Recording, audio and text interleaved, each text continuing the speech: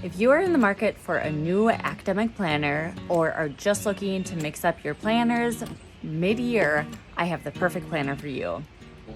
Hi, I'm Heather Liedl. I am the founder and one-woman show behind Sprouted Planner. I just launched my new 2022-2023 academic planner in a brand new and unique layout, and I want to tell you about it. Keep watching, and I'm going to take you on a full walkthrough of what's inside. As you can see here, this beauty is a book-bound planner that is about A5 size. It's a little bit wider, about an inch wider than A5, but that height is going to be that A5 size, and then the width is an inch taller. The page designs are on an A5 page here, except for when obviously the tabs extended out a little bit each month. So we have that beautiful book bound, very clean. It is small, not too small, nice and compact. And as you can see, or as you saw, it is a stair step tab setup so that you don't have any tabs sticking out. It's nice and clean, very portable. The cover design is really pretty. It is that really elegant, classic polka dot, but it's still really attractive, and I personally really love it. And when you're using it for the academic year, I think it is just really, well, it just feels very kind of academic-y.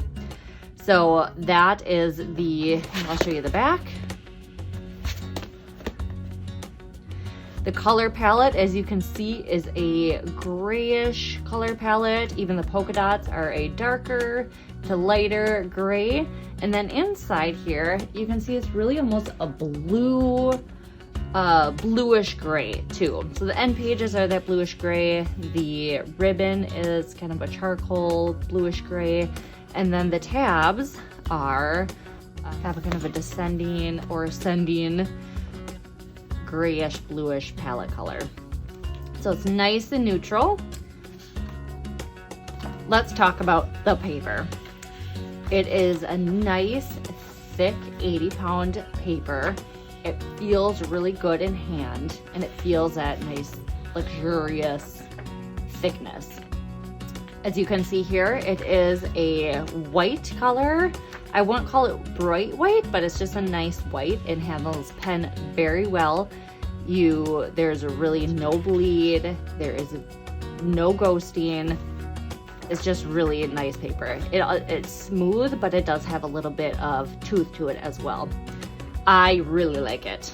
I like it a lot.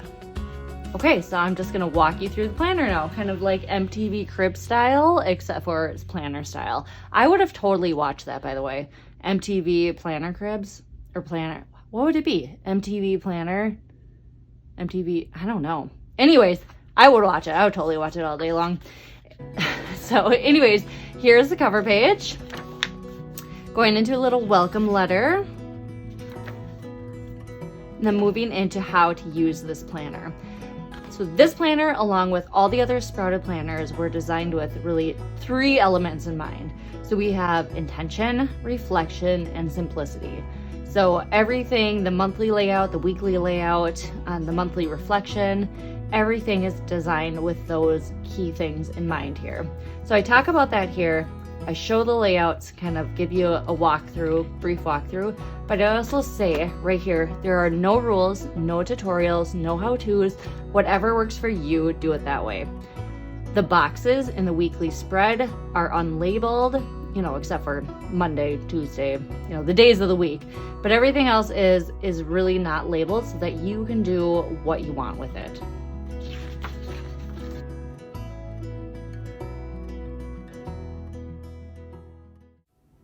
Intentions versus goals.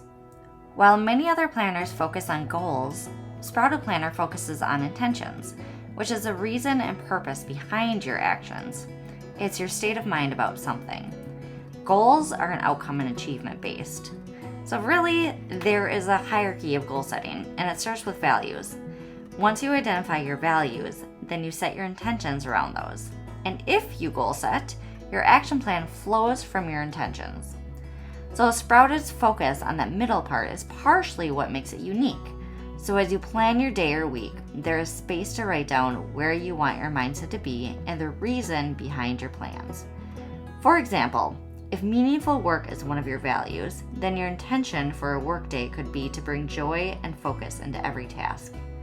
And if there is a goal, it could be to finish XYZ project. There is blank page on the right to be intentional by taking the time to list out your values, then your intentions, and then your goals if you want. People. We are made to be in relationships, but that doesn't mean it's easy or we do it well.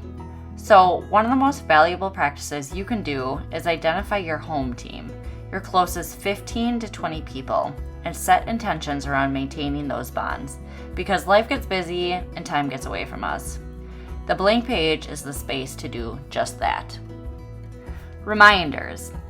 I don't know about you, but there are things that I like to plan, but I don't want to commit them to the specific monthly spread just yet. That's where this setup comes in. It's been broken up by season and by month. You can plan projects, seasonal to-dos and chores, subscription renewal reminders, that Amazon Prime renewal really sneaks up on you, home openers, etc. And then you will see on the monthly spreads, slipping ahead here, that there is going to be a checklist. So there's going to be people that we just talked about, reminders, and the next you will see the year list. So that when you get to that month, it's just a quick reminder to go back here and schedule those into the month. Year list. So this is your yearly bucket list. A year goes by so much faster than we think. There are 29 spots here for you to put down whatever you want to do, experience, feel in your year ahead. There's also a journaling prompt here. What are your hopes for the year ahead? As you will see when I move to the yearly reflection, that I'm going to reference back to this hopes for the year ahead. All right, the quintessential calendar in planners. Honestly, I don't know. Do you reference this ever? I'm not sure I ever do, but it's like gotta be there. It's the unwritten rule that you have to have calendar set up and the holidays in here. So that's what this is. Also, this is hard. When I set out to do this, I really wanted to be as inclusive as possible. And one, there's not a lot of room to put in everything in here. Two, I'm not that smart when it comes to, for example, the Chinese New Year. I was like, yes, putting the Chinese New Year in here. And then I see that it can be different dates, depending on your location. Again, so I didn't want to put the wrong thing in there. So I try to be really inclusive, but I also put lines down here so that if there are important dates that you want to include in here, to absolutely put that down here. For example, year in reflection. So this is at the front of the planner because I want you to be able to choose when your year ends. Whatever it is, I put it up here so you get to decide. All right, then we have 2 spreads of blank pages. Whatever you want to do with it. More blank pages, the better, right? So if you want to put in your morning routine, your evening routine, if you want to set out some go-to meals, or if you want to do books you want to read or movies you want to see, whatever it is, you can do with this what you want. Then we move into the monthly spread. Okay, can we get an amen and hallelujah for lined boxes? Finally, got with the program, put some lines in those boxes. So as you can see in here, we have a Sunday through Saturday spread, kind of that traditional spread here. And the boxes are lined, as I said. And then we also have that little list that we just reviewed, along with some gridded area right here. Also, we have 10 to-do marks or a list spot. Maybe you write your goals here, some intentions here. Maybe you're looking back onto your people or reminders or year list, and you have some things you want to accomplish based off of that, whatever it is. I got you covered right there. And then a little blank spot, because I think we need a little more blank spaces in our planners when we just need to write notes or angsty lyrics or whatever it is. All right, moving in to where the magic happens. Do you see how I did that tie back to the cribs thing? Oh my God, I'm so dating myself here. All right, we have the weekly spread here. As you can see, I opened it and it's all sideways. That's because you turn this lovely lady, and this is how you plan. I think it is so neat. I'm really excited about this layout. I'm really excited to hear what you think of the layout. So let me pull this up so you can get a good look here.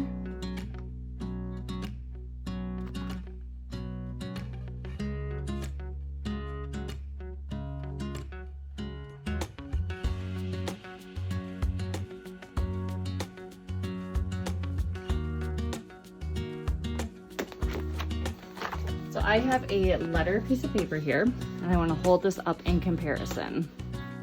So just on the pages, we have, it's just a little bigger than that letter paper size. So you can see here. If we are holding it up from the top here, we have probably 2 to 3 inches down here.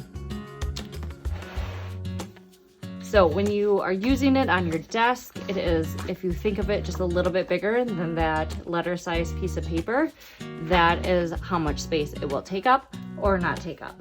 So it's really compact. It really is a unique layout. And like I said, I am excited to hear what everyone thinks of this. So the days run Monday through Sunday. At the top, there is the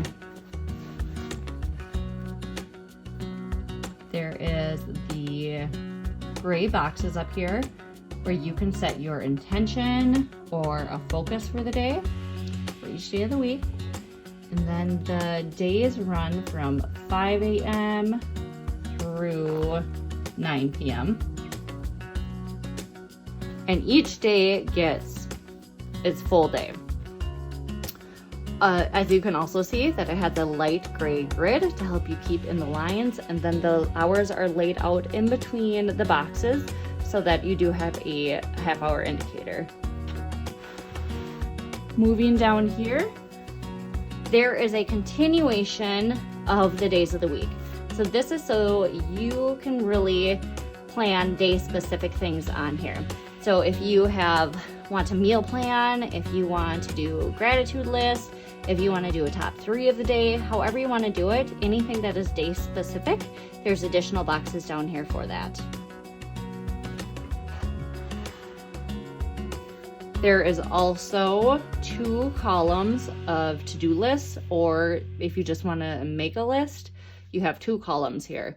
That way you just have a lot of space for your to-dos, but also if you want to plan or put to-dos for, I don't know, yourself and your kid, or yourself and your spouse, or yourself and your dog, whatever. If you want to break it out, that's why there's 2 columns there. So you can either just list with no rhyme or reason, or if you kind of want to delineate and list it out, there's 2 columns there. There are 15 boxes per column. So if you do your math, that's 30 boxes for you there. And yes, I did think about being a math minor in college. It didn't quite work out. But anyways, that's neither here or there. Okay, moving on. We also have a blank space right here for your notes. And then this gray box at the bottom here, again, is for reflection. So if you want to reflect on your week, that is right here. Again, keeping with those themes of setting intention up here, reflection down here, but it's blank, so you get to do what you want. If you have, if you want to do like a peek at next week, you can put that there, something you want to remember. If there's a quote or a scripture or whatever you are into, you can put that there as well. Go back to the monthly reflection. So after each month, we have the reflection. And to walk you through it again, on this side of the page are going to be the same questions every month. Review your calendar from the month. What stands out as memorable? What are you proud of? What did you struggle with? These 2 questions on this side of the page change every single month. Or these questions stay the same too. And then it repeats. Month, week, reflection. So that brings you through August through July. Okay, at the very back here, at the end of July, reflection, there is also a next year section. So this is to bridge the gap between planners. So if you have a concert that you booked or a vacation that you have planned that you don't have your next planner yet, you can put it there and then you can reference the spot as soon as you get your next planner. Followed by a glorious amount of notes pages. And then the end pages. And then we have a pocket back here. So it's an accordion style pocket that you can put whatever you want to put in here. Lastly, talking about the ribbon here.